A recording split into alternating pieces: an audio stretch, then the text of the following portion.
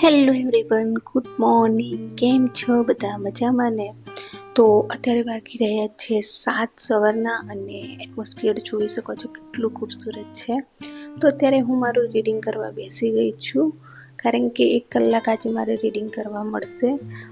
And મોર્નિંગમાં હું મારું current affairs લઈને બેઠી હતી. 1 કલાક રીડિંગ કર્યા પછી હું સવારમાં નાસ્તો રેડી કરું છું, બિકોઝ આજે અમારે જવાનું છે ઘરે, મારા સાસુ સસરાના ઘરે, કારણ કે સેટરડે સન્ડે અમારે ત્યાં જવાનું હોય છે.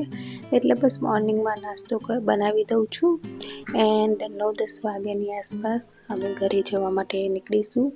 તો આ ખૂબ જ હેલ્ધી નાસ્તો છે. જો તમે હેલ્ધી ડાયટ ફોલો કરવા માગતા હો અથવા તો હેલ્ધી કંઈ નાસ્તો કરવા માગતા હો તો આ પ્રોટીનથી ભરેલો નાસ્તો છે, તમે લઈ શકો છો. નાસ્તો કર્યા પછી અમે ઘરે જવા માટે નીકળી ગયા.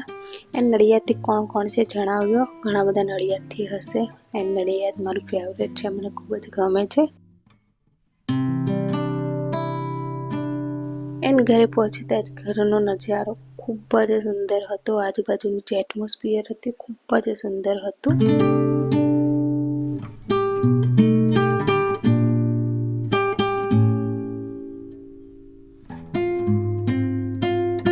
એન્ડ વરસાદ પડતો હતો, તો હું એન્ડ મારી જે નણંદની તેણી છે બંને સાથે ટાઈમ સ્પેન્ડ કરતી હતી. એન્ડ ગ્રીનરી જોઈ શકો છો. મને અહીંયા ખૂબ જ ગમે છે, કારણ કે અહીંયાનું જે એટમોસ્ફિયર છે ને ખૂબ જ સરસ.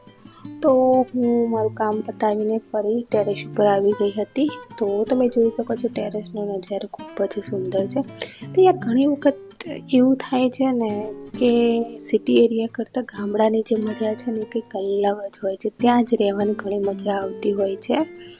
તો તમને ખબર છે, કાલે મેં વિડીયો અપલોડ નથી કર્યો, બિકોઝ મારે કેવું હોય છે કે સેટરડે સન્ડે આવવા જવાનું હોય છે, તો પ્રોપર મને ટાઈમ નથી મળતો એડિટિંગનો, શૂટ કરવા માટેનો. એન્ડ ઘરમાં બધા હોય છે તો પછી પ્રોપર રીતે શું કે સ્ટડી રિલેટેડ વિડીયો બનાવવો થોડો ડિફિકલ્ટ થઈ જાય છે, કારણ કે ઘણા બધા હોય એટલે અવાજ થતો હોય છે, તો પ્રોપર વિડીયો શૂટ નથી કરી શકતી. તો એટલા માટે થોડી પ્રોબ્લેમ થાય છે. તો અત્યારે હું અને મારી સાસુ બંને જમવાનું બનાવી રહ્યા છે, અને હું બનાવી રહી છું હાંડવો, જે મારો ફેવરેટ છે. અને હાંડવો બનાવ્યા પછી અમારે જવું છે થોડું બ્યુટી પાર્લર માટે, કારણ કે મારે થોડા હેર કટ કરાવવા છે. તો યાર આજે સ્ટડી માટે થોડો બ્રેક લીધો છે. તો ઘણી વખત એવું થાય છે કે તમે સ્ટડી કરવા બેસો, પણ જ્યારે તમે એક હાઉસવાઈફ હોય તો તમારી સ્ટડી સાથે ઘણી બધી રિસ્પોન્સિબિલિટી પણ હોય છે.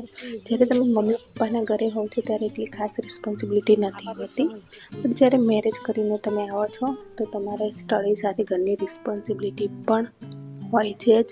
અને આ જોઈ શકો છો બાજુમાં છે બધા જ લીંબુના ઝાડ છે, ઘણા બધા લીંબુ આવ્યા છે. તો આ અમારી સોસાયટીની આગળનો રસ્તો છે. તો હવે બ્યુટી પાર્લરમાં જઈએ છીએ મારી સાસુને બંને જણા. એન્ડ વેધર ખૂબ જ સરસ હતું, મને ખૂબ જ ગમે છે. ગામડાનું વેધર મને ખબર નહીં, મને બહુ જ ગમે. મને એમ થાય છે કે હું ગામડામાં જ રહું, એવી મારી ફિલિંગ છે. ગામડાની લાઈફ જ કંઈક અલગ હોય છે. તો બસ અત્યારે વરસાદના નાના થોડા છાંટા પડી રહ્યા હતા. એન્ડ રસ્તાની હાલત પણ તમે જોઈ શકો છો. તો ચાલતા ફાઇનલી પહોંચી તો ગયા બ્યુટી પાર્લર. તો ચલો જલ્દી કામ પતાવીને પછી મળું. તો મારા થોડા નાના જ હેર કટ કરાવ્યા છે, નીચેથી સહેજ હેર કટ કરાવ્યા છે અને આગળથી સહેજ હેર કટ કરાવ્યા છે. એન્ડ હેર કટ કરાવીને અમે પાછા નીકળી ગયા છે, અને થોડો વરસાદ ચાલુ થઈ ગયો છે. અને અહીંયા તમે જોઈ શકશો કે કોઠાનું ઝાડ છે. કોણે કોઠા ખાધા છે? મારે તો ખૂબ જ ફેવરેટ છે, મને કોઠું તો બહુ જ ભાવે છે. એમાં પણ મારા મામાના ઘરે તો કોઠાના તો એટલા બધા ઝાડ છે, બહુ જ ઝાડ છે. જે કુહા છે, ઘણા બધાને ખબર હોય તો.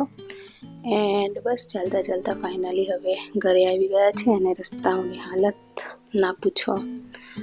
તો ઘરે આવીને મારા સાસુ બનાવે છે આ પૂડા, તમે ગળ્યા પૂડા કહી શકો, અને માલપુઆ આપણે કહીએ છીએ. બસ આજનું રીડિંગ થોડું મારે સેક્રિફાઈસ કરવા જેવું હતું, બિકોઝ હવે અઠવાડિયામાં 1-2 દિવસ આવતા હોય છે, તો ફેમિલી સાથે ટાઈમ સ્પેન્ડ કરવો જરૂરી છે, એમને પણ સારું લાગે. એન્ડ નાસ્તા અને બધું રેડી કરીને અમે પાછા નડિયાદ જવા નીકળ્યા છીએ ફરવા માટે. તો તો રાતનો નજારો ખૂબ જ સુંદર હતો. એન્ડ હવે રાત્રે ઘરે આવ્યા પછી મારું સ્ટડી કરવું ખૂબ જ જરૂરી હતું. આજે સ્ટડી થયું નહીં, તો 9 થી 12 મારે આજે સ્ટડી કરવાનું છે. તો મેથ્સ એન્ડ રિઝનિંગ હું સ્ટડી કરતી હતી. તો ચલો હવે સ્ટડી કરીએ છીએ. તો તમારી સાથે પણ કોઈક વાર આવું થતું જ હોય છે કે સ્ટડી સાથે થોડું કોમ્પ્રોમાઇઝ કરવું પડે. તો ચલો મળીએ નવા વિડીયો સાથે. ત્યાં સુધી રાધે રાધે, જય શ્રી કૃષ્ણ, જય માતા.